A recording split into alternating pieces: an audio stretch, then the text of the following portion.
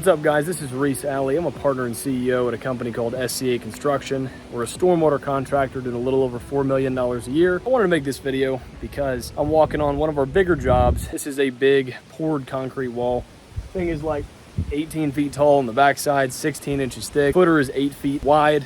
It's a big wall. We typically do dam construction, culverts, drainage systems, gutter to curb, and we do get into walls and doing the kind of drainage work we do. We get into a lot of specialty concrete. It was kind of in our wheelhouse. We wanted to help these people out, so we ended up doing it. The question is, should you do bigger jobs or should you stick to smaller jobs? Is it worth it? Is it worth the risk? And what I will say, we were planning to make like $180,000 on this, 120 to 180. I did let the customer know there's going to be risks on this. There's going to be stuff we don't understand or we can't predict, like losing 2 stone columns, the gap underneath the deck, and shoring, and a bunch of stuff like that. And the risk that comes with the rain that's about to pour down on me while I'm waiting on this subcontractor to get here.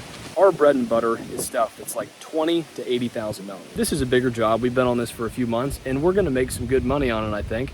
Even with the changes we've had, it'll probably be a little less than 600 grand when it's all said and done. I understand that you're on the same site. You're not having to pack up and remobilize somewhere. You have one customer to deal with. I understand those are all like positives and things that you think like, oh my gosh, it'd be so nice if I could do that. You're not thinking about the fact that this customer is fantastic. But on other projects we've had where it's $300,000, $400,000, $500,000, $600,000, $700,000, someone disagrees with you, even though you did everything right and you did everything you could do. It's really easy for someone to pay $10,000 to take a shot at a lawyer to try and get a couple hundred grand back from you.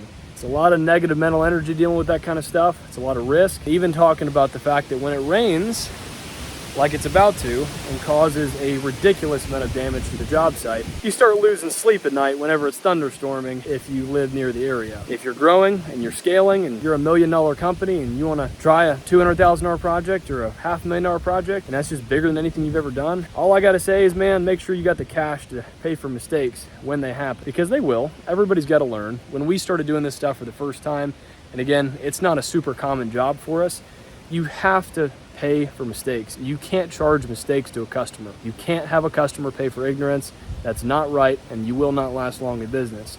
And it's just part of it. That's why when you see the older experienced guy that's been doing it for 40 years and he's got super old equipment and old raunchy trucks, and he's the one making the most money of everybody because he's been around and he already paid for those mistakes. And so just know when you're getting started on this kind of stuff, if this is the route you want to go, it's going to be fraught with some mistakes in the beginning. It might be worth it for y'all, but to be very honest, I would much rather do 50 $10,000 jobs or 10 $50,000 jobs than one $500,000 job. It's easy to get in and get out. Your variables are manageable. If one situation's really bad or you run into a difficult customer or the job site is pretty difficult or whatever it is, it's easy to get in, get out, and get on to the next one. Your guys' morale is gonna be higher. It's gonna be easier to keep everybody with a good attitude. I think you'll go a little bit farther, and more importantly, when you trip and fall on a small job, it hurts, but you can get back up and put a Band-Aid on it and get back on the road. But when you trip on a big job or you have someone that gets in an argument or really doesn't like you, it can take a long time to get out of it. A really, really long time. Just think about those things. I hope this helps. I don't want to scare y'all out of doing stuff like this. I mean, there's stuff way bigger than this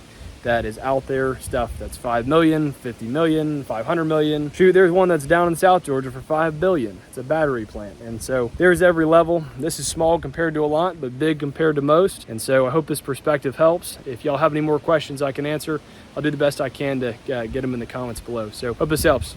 Peace out.